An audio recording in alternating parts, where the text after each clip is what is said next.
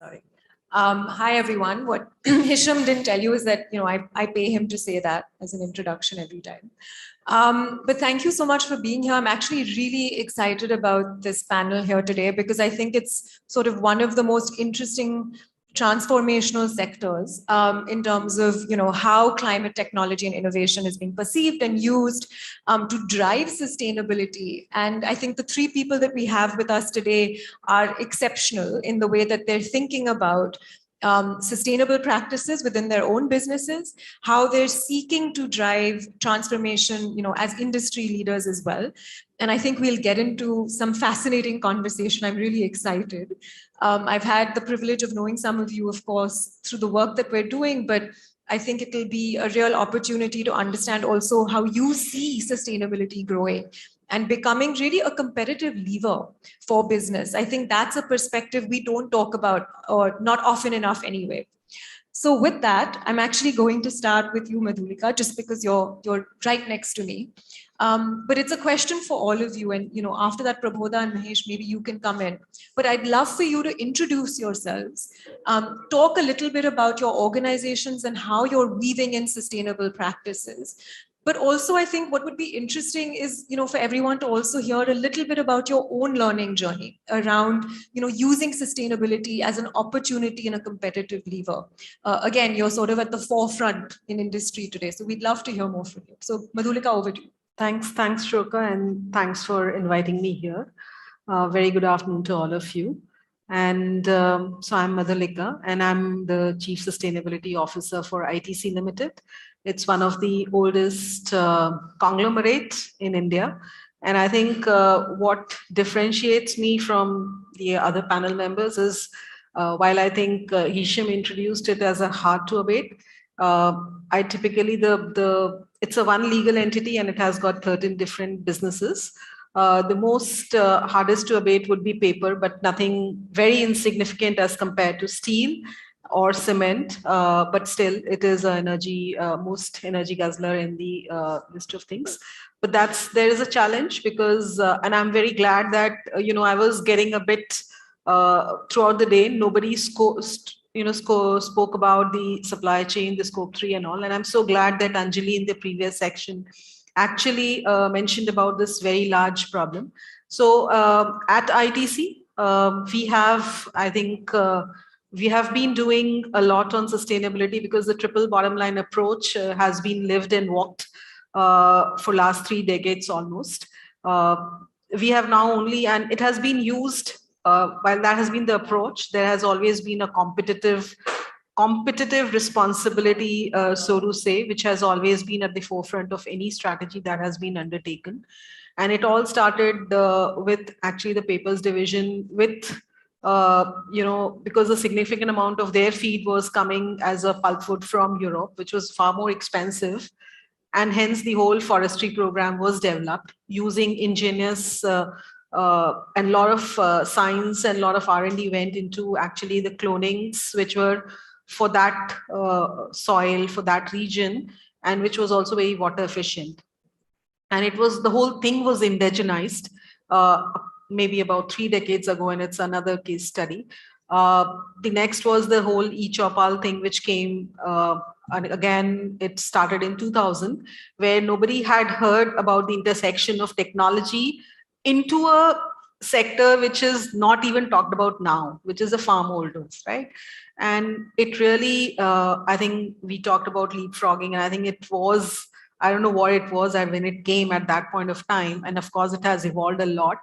As I speak, there is more than 35,000 villages who are panchayats who are having this thing, and more than 4 million farmers covered, has brought immense value to the most vulnerable, most exposed stakeholder in our supply chain.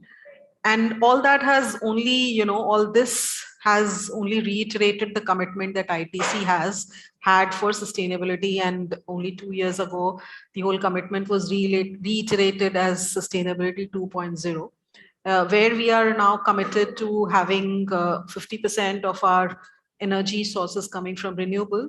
And of course, this is the biggest commitment, but and this is about scope 1 and 2. We have not yet We are still working out our scope 3 because we have very, very deep value chains. We have 13 business and it goes to the end small farm holders. So we are working towards it. And as soon as we have worked it out, maybe we'll come out with a commitment on scope 3. And then there's a whole lot of work, I think, pioneering work, which has happened with the farmers. The social agroforestry is one of them, but then we have already initiated the climate smart initiatives along with the farm holders to bring in, to first of all socialize the subject. And I think there was something which was being talked about as these are very, very small farm holders having no wherewithal, so to say, in terms of funding these initiatives which are more sustainable. They don't even have awareness, and that's where I think ITC, while it is playing a lead role, I think needs many more players to come into this whole subject. And I'm very glad that this discussion happened in the previous panel, and I can take this thread forward. So I'll leave it at that, and then let others also speak. Well, thank you, Shloka, for asking this. I think there is a 3-part to your question you asked me. Let me introduce myself. My name is Prabodh Acharya. Anyway, you have introduced. I'm the Chief Sustainability Officer of the JSW Group.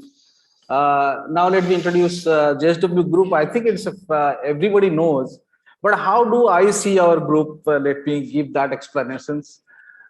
In our group, we actually support the growth of infrastructure and economy of India through manufacture of steel, cement, generation of energy, supply chain. And as a business, we believe that sincerely it is core of our DNA, that the business cannot grow in isolation. It has to grow with the society. And that is where our JSW Foundation comes into picture. And we work with our community and touch life of more than 1 million people around India. And of late, you all would have noticed that JSW, we have a passion for sports. We want India to represent in the global level and win more and more Olympics medal. There, our Aspire Institute of Sports is doing a wonderful job. Now coming to the third part of our questions, that how do we drive sustainability and what is my personal learning? See, one thing I'm pretty happy to state, although we talked about cement, steel, all the hard to abate sector, and we have realized that it is actually possible to abate sector, and climate change is in the forefront. As far as sustainability is concerned, it is actually our business strategy.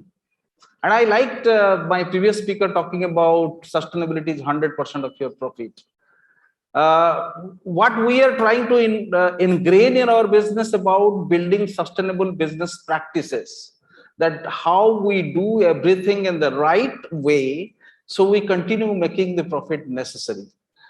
Climate change is discussed always, and whenever any dialogue happen on sustainability, it is always, I have seen 90% of time we talk about climate change. And I also sincerely believe, because it is impacting all parts of sustainability aspect and all parts of business strategy, and that is where it has to be part of business strategy, and that is where we have ingrained along with the 17 focus areas for our group, where we want to focus. Sustainability in the climate change is at the top, and we are working to make our energy system net zero by 2050, concrete by 2050, working to have a net zero in our coated facilities, that is downstream steel making, by 2030. And in the steel sector, we are committed to reduce 42% for emissions by 2030. Of course, we might discuss more about how this is so-called hard to abate sector, where the spotlight is in the steel sector, and we become the part of the supply chain emissions everywhere, how we are working. But the important thing is that we are focusing how or what we can do now to drive the business benefit. Important thing, what we have realized, that climate change is not a risk for business, it is an opportunity business. And that is what the point I've realized.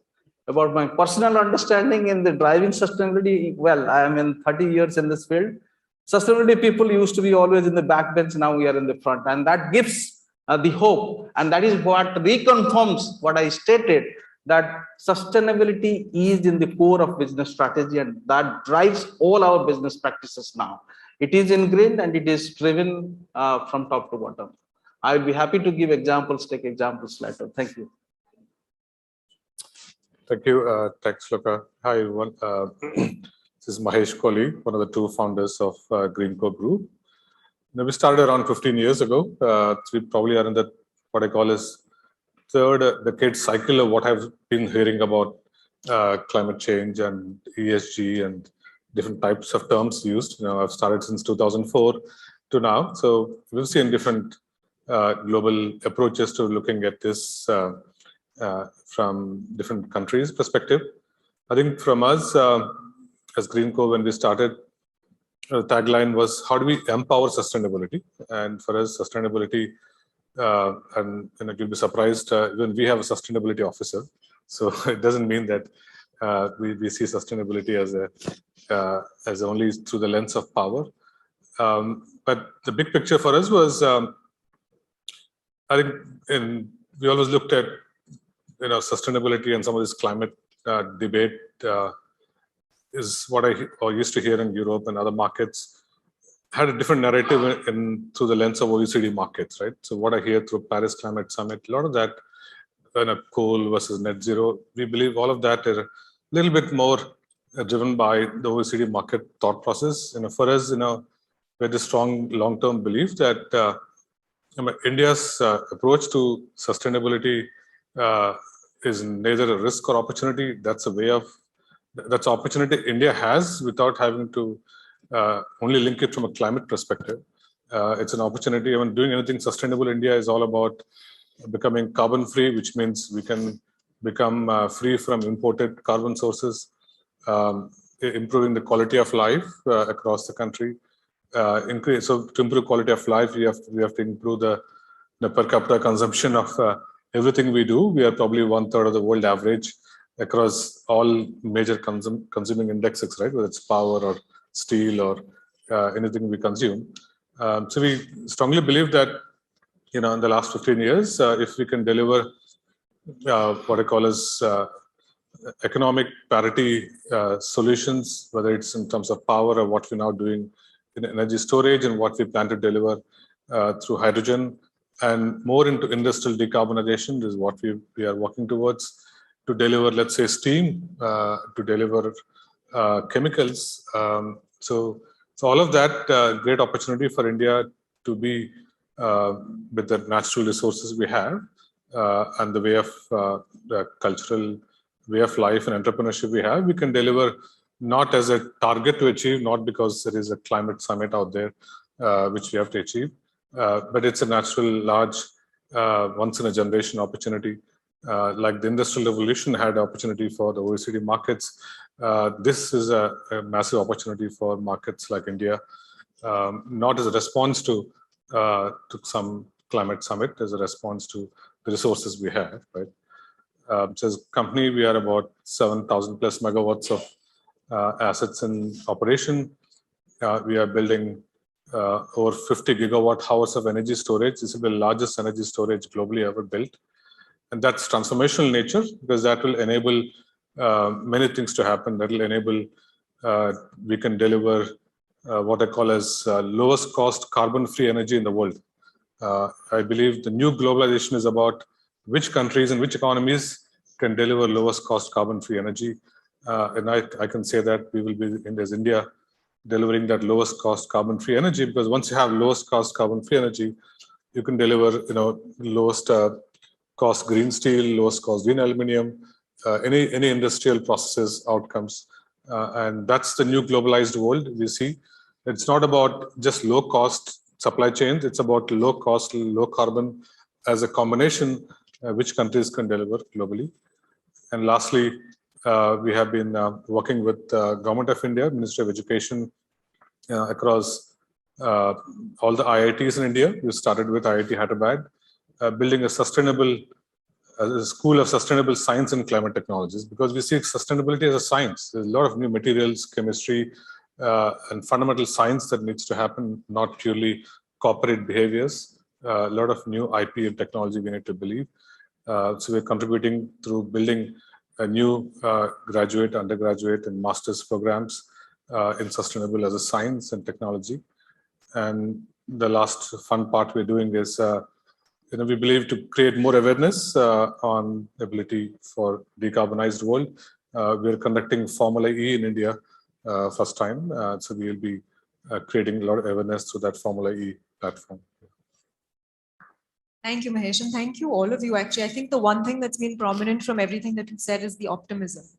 I think there's genuinely a very strong belief system in the opportunity that's being presented by sustainability and climate action. Mahesh, just to sort of follow up with you, we spend about $160 billion on energy in this country. The primary push is towards renewable generation.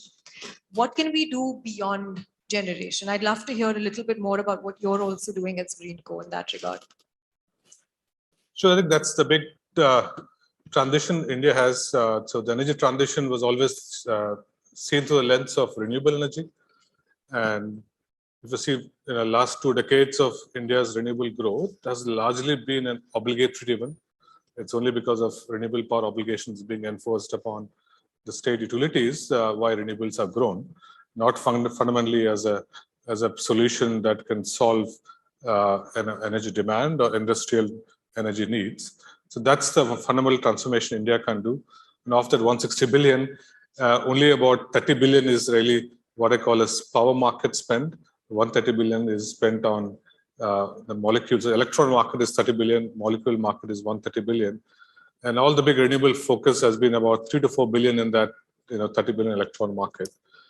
So that's one big effort we've been working on. How do we make this electrons reliable and valuable to help the demand needs of the country?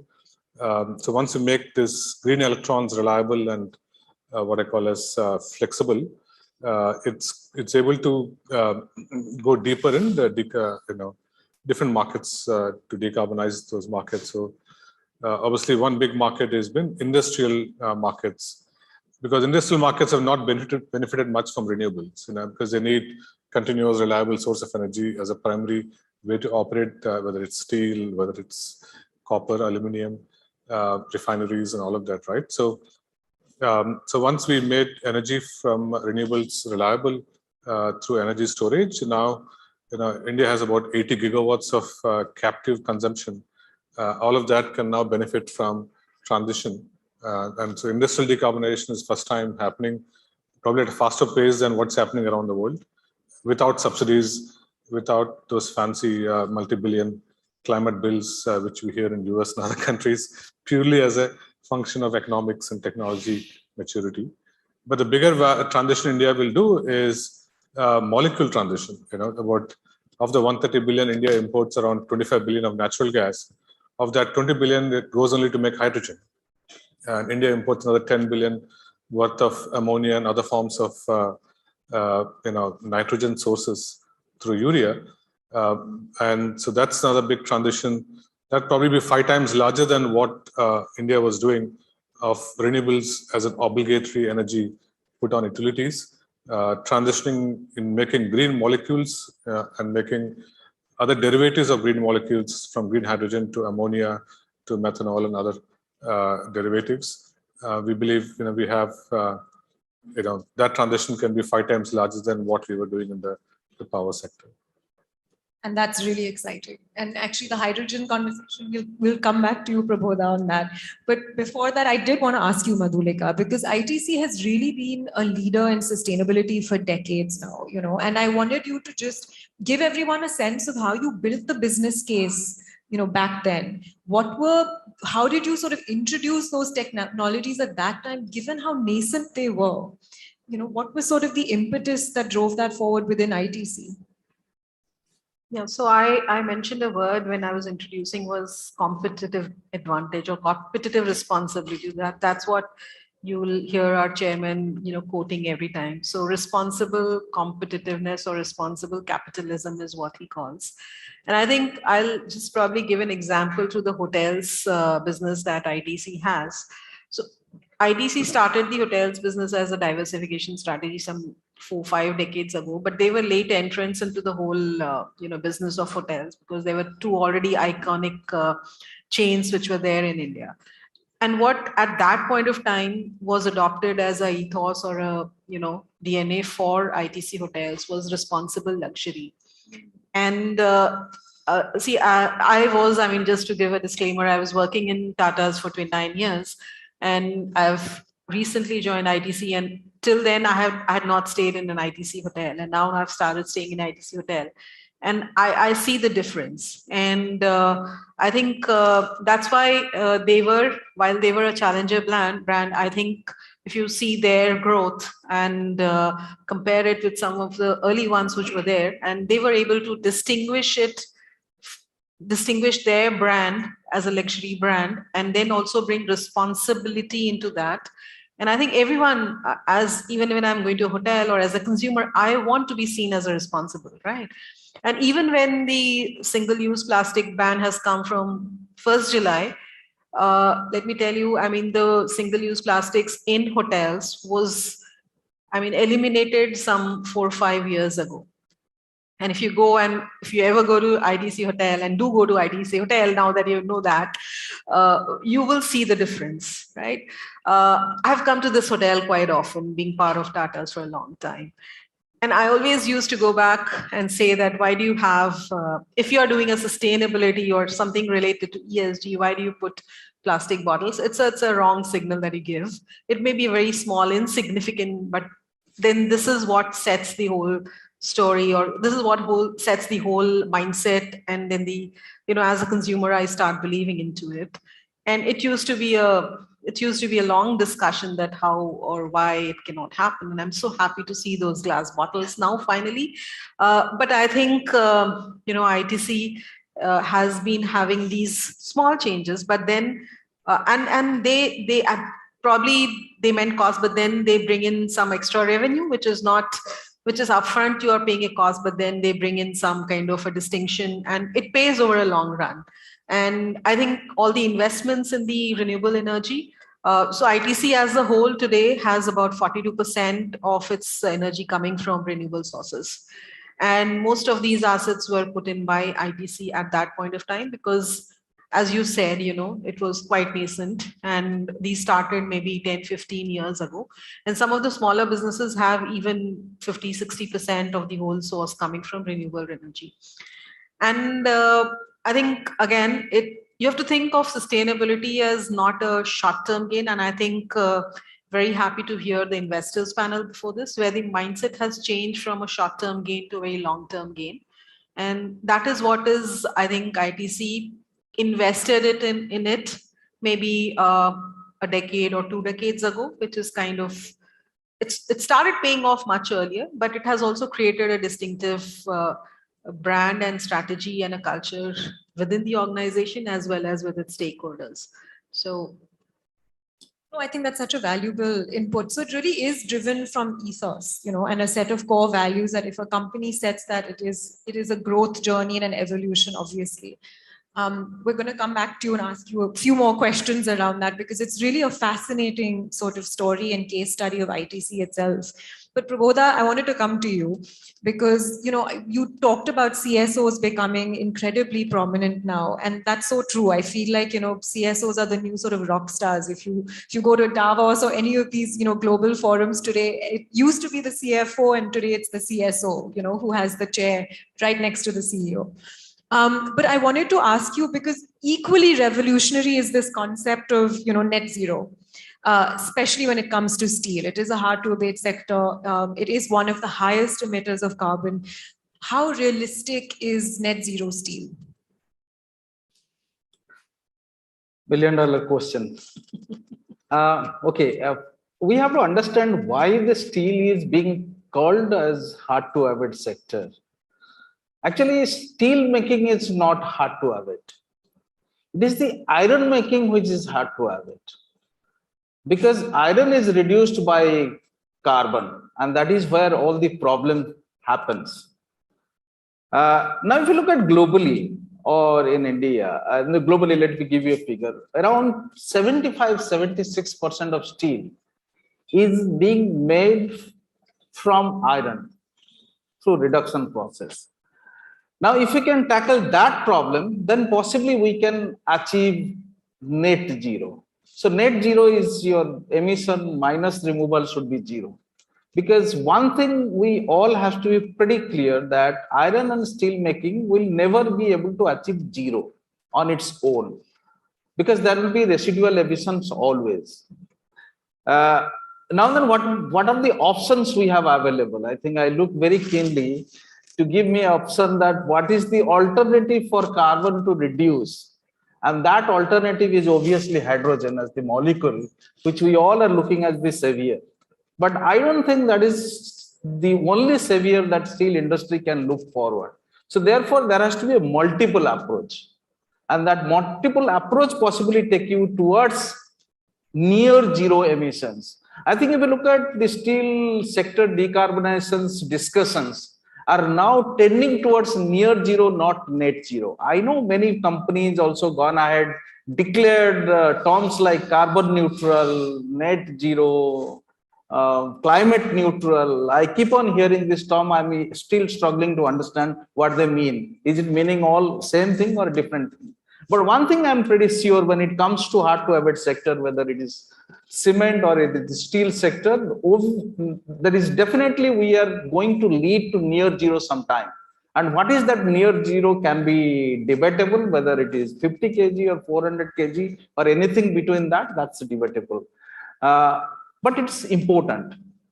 The importance because steel is something which is required for building a climate resilient society. It is very essential to apply in all the sectors that is helping in decarbonizing the entire economy. And most importantly, steel sector also supports to large account in the GDP and in the employment generation, specifically countries like India. We are contributing almost 2% to the GDP. So 2.5 million people are engaged and it is going to increase. We heard in the previous session that alternative materials are being considered to replace steel. I was really happy to hear, and I know it is going to happen. And we also know that alternative material, which is in technical terms is also called as material efficiency. That means you get more out of less and also have competitive material. But that's not going to significantly reduce your emissions in the steel application sector. So it is going to have some impact. So definitely that is one of the source we should look at. But what we need to do is really work on the steel sector to decarbonize to achieve near zero emissions. So I not really agree that somebody can achieve a net zero or carbon neutral or climate neutral or whatever term you call it. We also hear something called green steel. What is that? I'm still not trying to understand being in the steel sector also, because the definition is still yet to evolve. I'm very happy to state that Government of India has started defining what green steel is. And international organizations like IEA have started giving those definitions. So most importantly, if we have to achieve the near zero emission in the steel, what we could do. So when we ask this question, what we could do, because as a society, I told steel is very important. And by the way, steel is the metal which is most carbon effective. That means the emissions per ton of metal, if you consider steel has the lowest emission, it is going to continue as the lowest emissions. So therefore, the importance of steel will always remain. Now then, what is the pathway to do to decarbonize this sector, which is important because as I told, we contribute in the beginning statement, I told it's contributing to the supply chain also, because we are not really bothered about our scope 3, but we are much bothered about scope 3 of others, because our scope 1 becomes scope 3 for many of the industries. So then the solution is that what we could definitely do, we know it is good for business. It's going to give you financial advantage. And that's what is what we, if you look at in JSW, that is what we are trying to do by 2030. 42% reduction. I'll tell you this is beneficial. It gives financial return. It's all about moving towards transition, energy transition. It is all about increasing your efficiency. It's all about operational efficiency, material efficiency, looking for better materials. It gives wonderful financial return. And that is possibly one of the reasons why chief CSOs are being in the front. We are also supporting the CFOs in getting those, their numbers look good. So that is definitely, and everybody must do. And that's what we are also trying to do in this 10 years or 8 years remaining. Does it come with free? No, it requires investment. If you look at, we have already declared more than 10,000 crore of investment in 8 years. But the return is going to be fantastic. But the other thing, then if you have to near zero, this is not the 42% reduction is not going to be sufficient, or 40% is not going to be sufficient, right? It has to be 80%, 90%, or 95% reductions. Now, if you have to happen, so we see hydrogen being one of the savior, but right now the cost is not working. Technology we know, I mean, we do reductions, right? But what's the problem? Problem is the cost right now. So if the hydrogen cost can come down to less than $1 per kg, I think that will be real good competition for coking coals. So we can use that. Actually, could you talk to us a little bit about that? What are some of the scientifically proven technologies for steel and cement? So that's, and these are also being termed are disruptive technology, breakthrough technologies. So these are being termed. So if I consider, I see only 3 solutions going forward, which we know it is going to happen, but we do not know where it will be competitive or financially feasible. So that's the time we are looking at, but it's going to happen soon. So one is that hydrogen reductions. Hydrogen reductions, if you look at all the studies, and in my view, possibly 30 to 40% of steel can be produced globally or in India through hydrogen reductions. It has 2 limitations, in fact. One is that, cost, I'm not worried, because I'm pretty sure people like Greenko will bring down the cost, others will bring down the cost. So cost is going to come down. The problem is availability of sufficient quantity of renewable energy to convert to the molecule and then use. So there's a huge requirement of land for renewable energy only for the steel sector.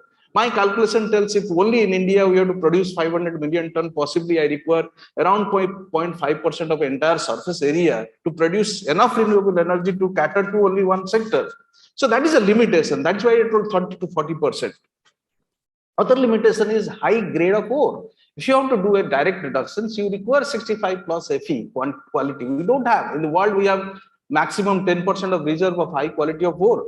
So that is going to be limitations why we cannot produce 100% of green hydrogen. Otherwise, if it been green, we will get minimum reduction. We get it melted. The other breakthrough technology, which is going to be severe, and in my view, that coking coal is going to be in use at least up to 2050. Because if the world requires 2 billion ton of steel, we require carbon reductions. That is going to happen. So what we need to do? We need to capture this carbon. Either we use it or you put it in, store it. So ultimately we have to store. But right now the economy sense tells that we should use. We convert that molecule. We work with the carbon cycle.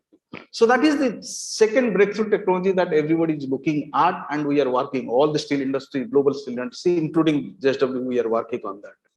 The third one is the direct smelting, which normally aluminum sector does. Now, if you get green energy and do direct smelting, that will solve a lot of problems. It is in the very early stage of TRL in the laboratory scale, but hopefully that will mature and that will succeed. So those are going to be the breakthrough technology which will change the game. So that, in my view, possibly 40s, 50s, it will come. After 50s, I really do not know. But I think you've brilliantly encapsulated just the potential of climate tech innovation here, right? This is just such a great example of how technology can change the world as we see it, and where we actually need corporates to invest in more R&D. And I think JSW in that regard is one of the leaders, because you've made that sort of pivotal to your sustainability strategies, that you are driving investment in R&Ds and technologies like this. And both you and Mr. Jindal, I think, have come out very strongly about the opportunity for green steel. So thank you for that. I think that was really helpful. But Mahesh, I wanted to ask you, actually, this is an opportunity to sort of give some advice to Indian industry, because another big gap beyond the R&D piece is really the financing, right? There is a massive sort of transition that has to be financed. There's a huge gap in terms of investment. How would you advise Indian industry to structure those investments or raise investments for this? Again, I think what's fortunate about India is, as I said, is decarbonization and the investments and the energy transition is naturally not, as I said, we're not displacing something, right? And in most OECD markets, renewable energy is displacing something else. It's displacing coal or displacing gas or displacing carbon because they're all hardly wired with carbon infrastructure, right? The great opportunity in India is that what we have is what we already have, but we also need to grow in every sector almost twice in the next 5 to 10 years, right? And that's a great opportunity that the new infrastructure we're putting in place, the next 300 gigawatts for power sector, or the next 50 gigawatts for the steel sector, all the new energy infrastructure can happen already at economics which are competingly lowest point globally in India. And so that's where where the value proposition is a lot more fundamental to the market and economics, not purely driven by the net zero goals. So when we talk to investors, it's very easy to get them on board that we're not competing with already trying to displace $1 hydrogen. The Indian market today is already absorbing outside the steel sector. The big part of India is probably the third largest hydrogen consumer in the world today, and we're already absorbing hydrogen at $2.5 to $3 per kg, right? And so we don't need to walk towards a $1 competition. Right? If we deliver hydrogen at $4, we're already making that new refineries and the new gas blending and those kind of use cases.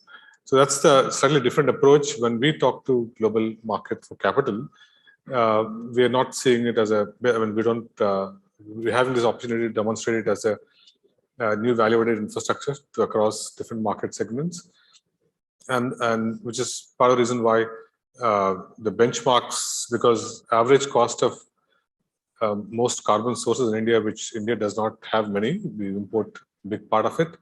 Our average cost is very high. In the G20 countries, India is probably the top 2-3 cost of power being highest, right? Or cost of any energy source being highest.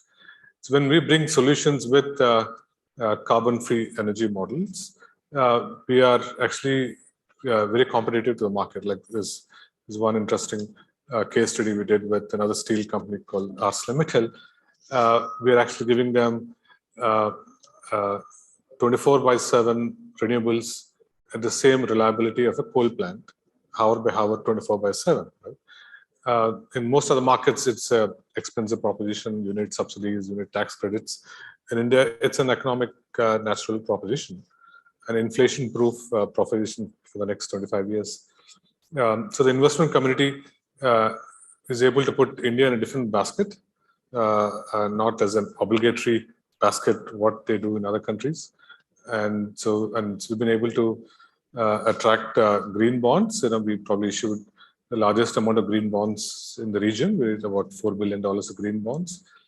And whether it's equity or there's one interesting thing is we kind of reduced our dependency on general multilateral type organizations. We don't need that kind of capital.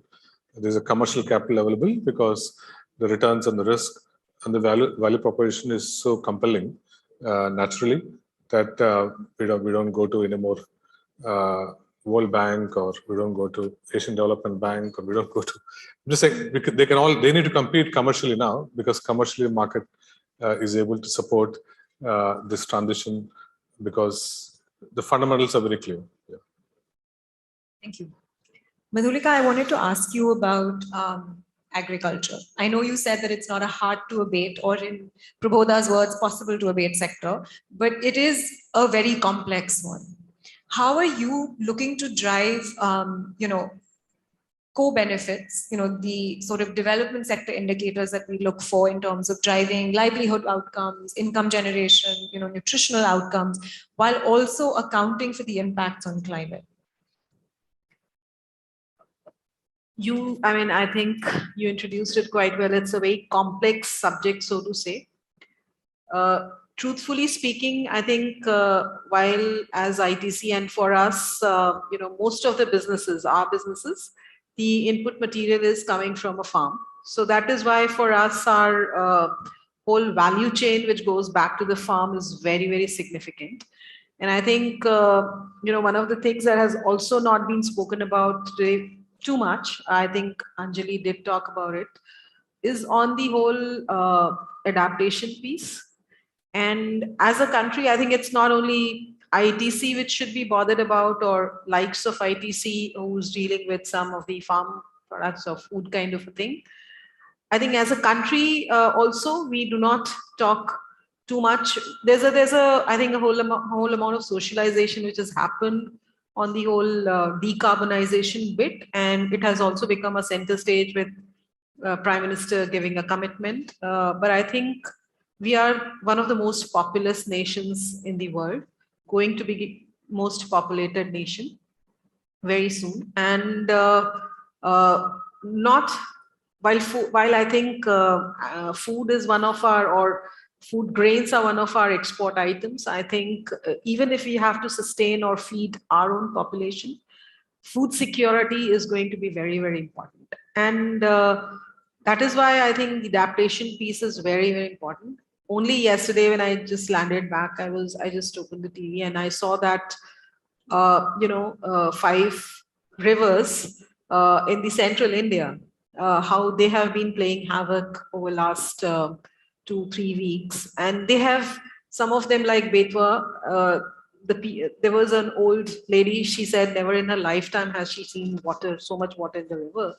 And they have, these villages have been, the whole ready crop has gone under the water. And just think that these only with the, it's only going to get aggravated. And hence, these are the most vulnerable people who are there, but then the output connects the rest of us, right?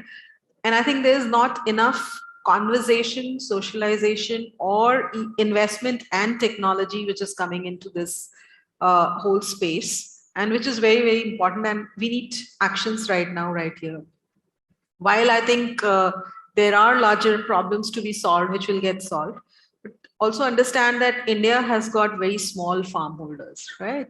And they just are looking at meeting their need and one season to another. Even like as part of my induction into ITC, when I was moving with the farmers and all, I mean, they said that they have already started seeing a shift in the whole climate, and the whole rainy season has gone off by a month, and the summer continues, an intense summer continues. So they are already at wit's end as to what they need to do, and then the water aggravates it all, right? So the point here is that, of course, ITC, we are, as part of capability awareness building, we are using the eChopal, which is now ITC Mars. It's a phygital platform, and it's also a plug and play platform. So even others who have solutions, they can actually plug onto this platform, and then kind of disseminate it across a very big captive audience which ITC has created over last more than 2 decades. And then the other thing that needs to be worked upon, which ITC in its own capacity is trying to work, is to look at the whole land use degradation which has happened. But just also understand that when you're saying that these are the alternatives, these alternatives come at expense. One is also the availability of the alternatives, and then the expense. And how do you then convince a farmer that this is good for a large part? It is, it takes time to convince corporates that sustainability means, I think it has taken its own time that sustainability means business. Just imagine a very small farmer with maybe a 10-acre or even 2-acre kind of a holding. How do you say that, you should use a regenerative farming practices, which actually means the expense upfront for him. And he's not very sure of, he's only looking from one season to another, and he's not very sure what is the return that is going to happen. The other thing is, I think also on the return part, that see, most of these products are getting consumed by you and me and everyone sitting here. are you, and so the retail, the FMCG sector is very, very cost competitive. And then to, have, how does that money flow back? I think one of the things that you talked about, I think here a framework of credits, carbon credits, which works on the farm level, and a framework which does an equitable distribution of these credits, that if you are investing into regenerative practices, then the farmer gets a credit, then he or she has got an additional source of income, which then justifies the practice. I think these are the conversations which need to happen. While as ITC, with whatever, we have created a very goodwill amongst a large set of farmers, but then this needs to really multiply maybe 100x or maybe more in a very, very, maybe a 1 year, 2 year, 3 year kind of time. So. No, I think two absolutely brilliant points that you've brought up. One is this sort of false binary between mitigation and adaptation. I think we really have to reprioritize and rethink how we define and describe that conversation. You're absolutely right that adaptation doesn't get sort of the due that it deserves and it requires. And I think that's really a potential, leadership opportunity here in India, and one that we're seeing a lot of corporates like yourselves start to define and push forward.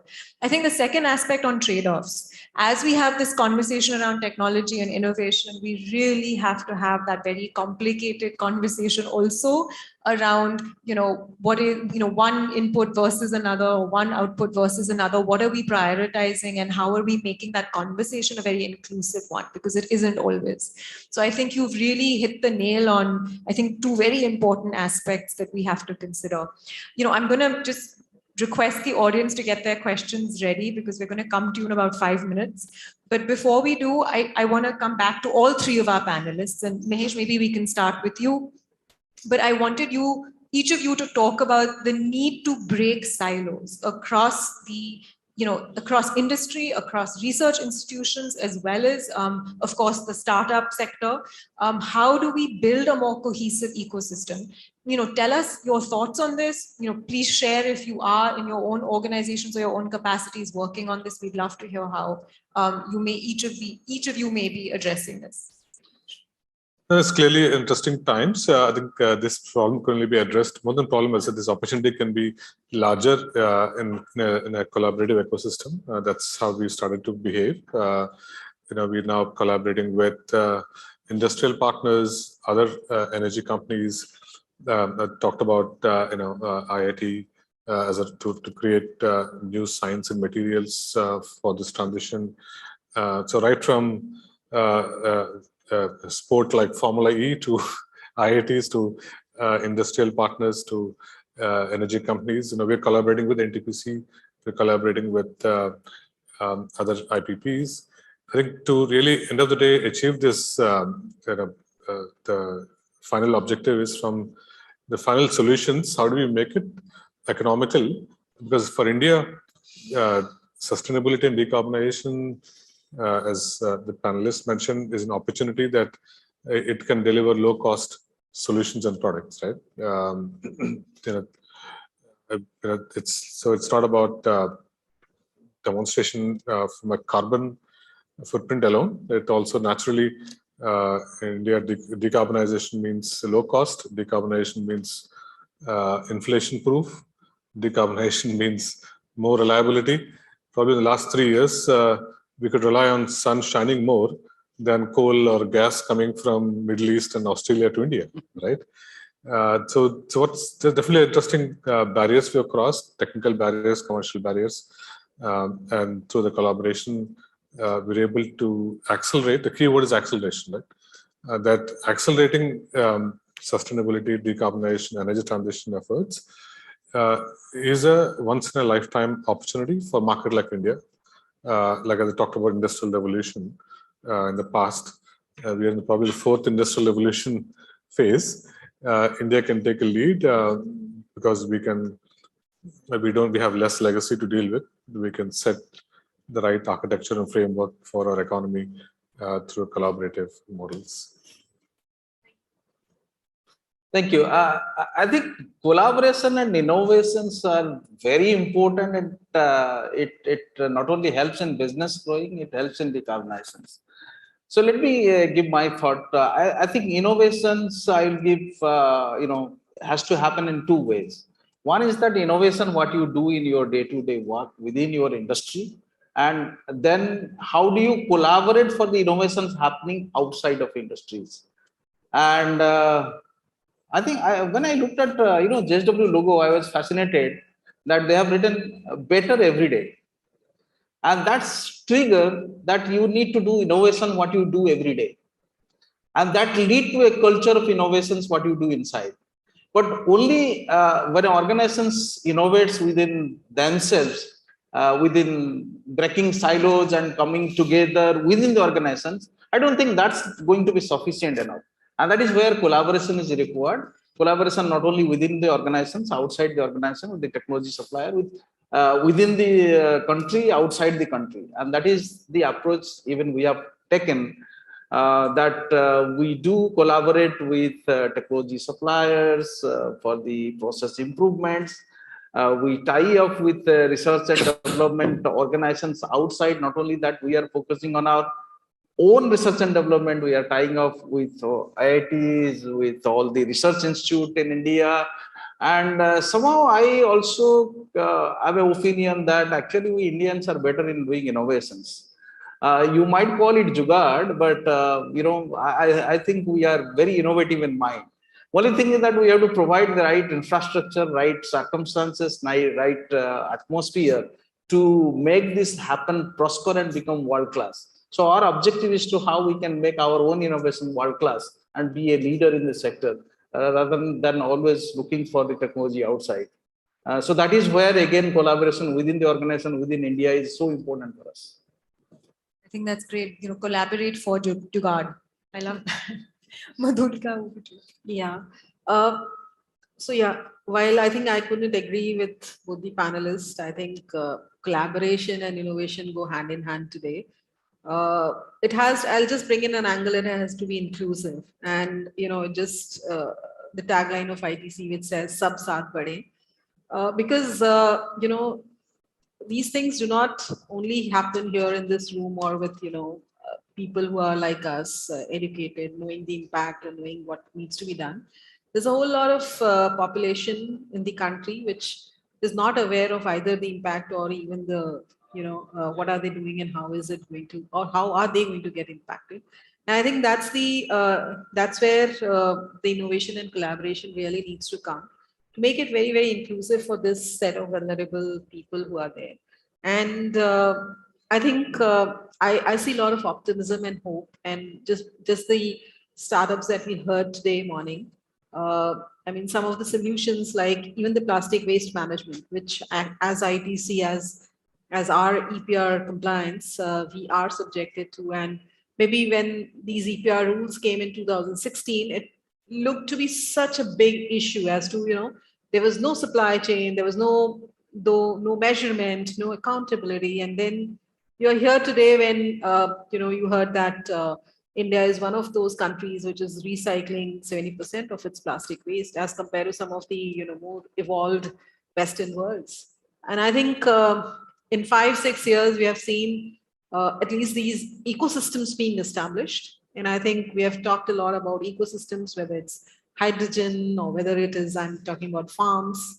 I think there's a lot of hope and optimism that I see with the younger generation sitting out there. Yeah, and it just needs help and support from corporates, investors, and then consumers who need to adopt and maybe not shy away in paying a bit more if you see something which is getting sourced more sustainably, and of course it has a full traceability, and pay that extra and be ready to pay so that the whole there's a competitive economics which works, and it then becomes a logical way to work, right?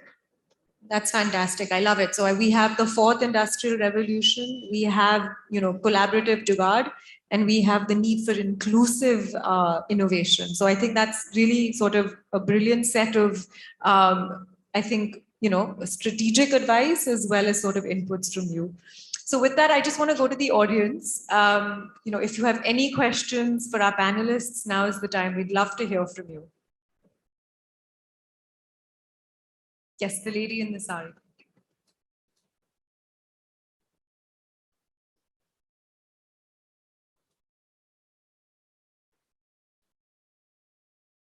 Yeah, hello. Thank you so much for enlightening us. My question is very simple. When you invest to go for carbon neutral or carbon emission, how do you really come to know indeed that your carbon emission has reduced? What's the measurement? How do you detect that? I think it's open for all three panelists. If you have Shall I take it? It's pretty simple in the sense that we do monitor our carbon emissions on a daily basis. And before we evaluate a technology we evaluate what is the potential to reduce the carbon emissions. And then we, as I told, at least for us, we are monitoring on a daily basis. So if we're not giving, if the technology is implemented, operating, and it's not giving the desired emission reductions, then something is wrong. Yeah, I think clearly, we've already seen the regulators, we've seen, I think SEC has also recommended that the corporates, along with their financial statements, need to also provide their emission statements. So I think it's well-known global practices and processes and standards now in place that, in fact, SEBI is also coming up with a similar approach that along with the quarterly results, please present your emission results as well. So because there are standards, there's a lot of standardization now in calculating emissions.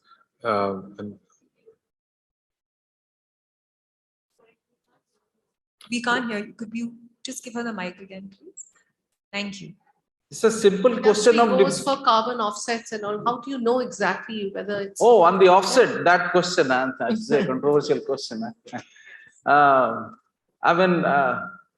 Okay. So how do you measure it? That indeed the emission is going down. I understand your emission. Yeah. And I'm talking about how you I think you are talking about the activity that is supposed to reduce the emissions, whether it is actually emissions. See, there are a lot of theories. One of the important fact that whether a specific directed action is reducing the emission or not, it depends on whether there is something called additionality test. Whether that directed action or that project or that activity is really additional. And that is a controversial subject. If the project is not additional, if the action is not additional to, or it is not purely set up to reduce the emissions, obviously you are not reducing emissions, you are adding somebody, you are giving a license somebody else to add the emissions. So if that is your question, and that is where it is always, when it comes to offsets, this become a very clear or a focus point to evaluate whether the project has gone through the additionality test. How do you know whether it has gone through? Yeah, there are international processes, protocols, standards, third-party verifiers who would have done that. So we assume they would have done their job right. Whether all are really reducing or not, anybody guess? I think it's a good point in a way. I think globally now the regulators are looking at it closely. When corporates talk about carbon neutral, talk about renewable energy, or talk about offsets, what it really means, because in most times it is corporate jargon to meet certain brand approach. So for example, and I strongly believe the word like carbon neutrality and renewable energy, they are not really reducing emissions. They're reducing emissions, but they're not eliminating emissions. So it's a lot of greenwashing in that space by corporates because it is for a different branding approach. But there is where the regulators is now coming very strongly. They've now, in Europe, a few regulators have fined a few banks calling their financial products carbon neutral. This is happening in the US as well. So yes, it has to be, regulators now has to be very strong about what it means to really reducing emissions. And some of them, I would say 80% of what some of this is about branding. It's not really emission reduction. By the way, ma'am, I see an expert sitting by the side of your chair, Rambabu. He will possibly love to discuss about this question. No, I think it has been covered. Yes, this gentleman right in front here, and then the gentleman behind.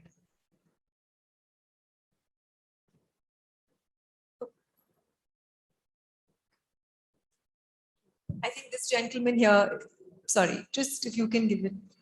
Thank you. We'll just come to you next. Yeah, hi. My question is to Mahesh. If you can highlight to the crowd in terms of your initiatives, especially on the intelligent renewables, and how you want to enable 24/7 deliverable power. And when will those first industries will actually come in India, which will actually be using those technologies, are not supposedly expensive, but achieve the right competitiveness and be sort of global leaders of green materials out of India? If you can throw some light on that. Thank you. Sure, I think it's all happening now.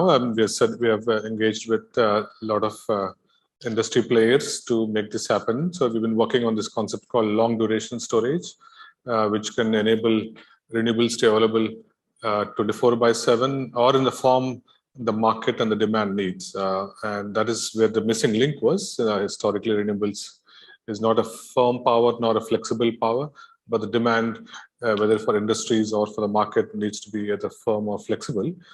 So through solving through long duration storage, we've enabled that at economics on par with the current source of energy production through coal or gas in most of the industries. So as I said, we're delivering contracts now for the next 12 months. So by end of 23, India can see first of its kind carbon-free energy contracts executed, and as I said, that has a very deep impact on industrial decarbonization, molecule creation, all of that stuff. Thank you. And we're just going to take this as the last question, and then we're going to wrap up.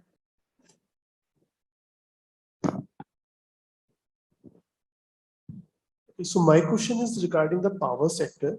So I wanted to get an understanding how you see the power sector, specifically the thermal one, evolving in next 10 years with respect to energy transition, or will it be kind of a technological improvement in the sector? I think both of you can start. I think the power sector will have always a mix of energy sources and different technologies participating. As I said, for a market like India today, we are 400 gigawatts, of which coal is 250 gigawatts, renewables is 100 gigawatts. As a country, we need probably 2 times that by 2030, right? So, and we need different types of energy mix, some providing reliable energy, some providing flexible energy, some of it will be obviously green. So I think, at least for India, having a lot of domestic coal, it'll still be continue to be part of our energy mix in a long time to come. But as I talked about, some innovations and breakthrough happening in long duration storage, the power sector energy transition is now becoming more. All the new energy that's getting added is becoming through the last 3 years. 85% of the energy added in the country has been through renewables. The next 5 years, it will be similar. But we will still have the backbone of the country, which is coal, at least 40-50% of it for the next 10-15 years. Thank you. Thank you. And with that, I want to say thank you to my panelists. I think it was a fascinating discussion as we thought it would be. And thank you again to EDF and the entire team for inviting us all here today. And thank you, of course, to the audience for listening as patiently as you have. Thank you, everyone. Thank you. Thank you. Thank you. Okay, so we break for half an hour. We'll see you back at 4:30. Thank you.